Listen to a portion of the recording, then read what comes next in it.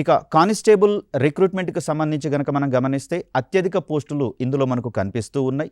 ముఖ్యంగా సుదీర్ఘకాలం నుంచి పోటీ పడుతున్నటువంటి అభ్యర్థులు కావచ్చు, లేదా ఈ మధ్య కాలంలో ప్రిపేర్ అవుతున్నటువంటి అభ్యర్థులైనా సరే, సరైన విధానంలో ప్రిపరేషన్ అయితేనే విజయం మనకు సిద్ధించేటటువంటి అవకాశం ఉంది. కాబట్టి ఒక్కసారి జాగ్రత్తగా మీ ప్రిపరేషన్‌ని ఎప్పటికప్పుడు పరిశీలించుకుంటూ, తాజా విషయాలతో వాటిని అప్డేట్ చేసుకుంటూ ముందుకు సాగాల్సినటువంటి పరిస్థితి. ఇక్కడ సివిల్ పోలీస్ కానిస్టేబుల్ విషయానికి వస్తే 3697 పోస్టులు అత్యధికంగా కనిపిస్తూ ఉన్నాయి. దీని తర్వాత రిజర్వ్ కేటగిరీకి సంబంధించి చూస్తే, అంటే ఇక్కడ రిజర్వ్ అంటే కమ్యూనిటీ వారీగా కాదండి, క్యాడర్ వారీగానే ఉంటుంది. ఇది 1052 పోస్టులు మనకు కనిపిస్తూ ఉన్నాయి. అదేవిధంగా స్పెషల్ ప్రొటెక్షన్ ఫోర్స్కి సంబంధించి 1380 పోస్టులు మనకు కనిపిస్తూ ఉన్నాయి.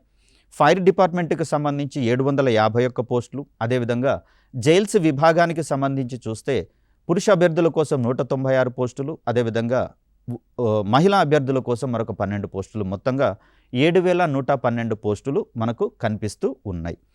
ఇక్కడ ఒక ముఖ్యమైనటువంటి విషయం ఏంటంటే, పోస్టుల సంఖ్యతో నిమిత్తం లేకుండా మీ యొక్క ప్రిపరేషన్ని సక్రమంగా నిర్వర్తించండి. సెలక్షన్ లిస్టులో మీ పేరు ఉంటుంది అనేటటువంటి దృఢ సంకల్పంతో ముందుకు వెళ్ళే ప్రయత్నం చేయండి.